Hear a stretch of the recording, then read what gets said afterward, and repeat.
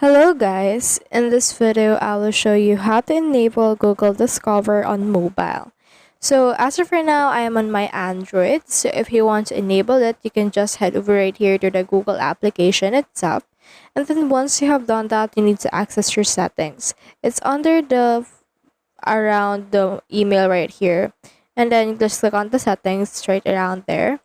And then from in there, you just need to head over and then enable Discover. Just go right here onto your tab, which is on the general page. You can just head over and then search for that particular Discover.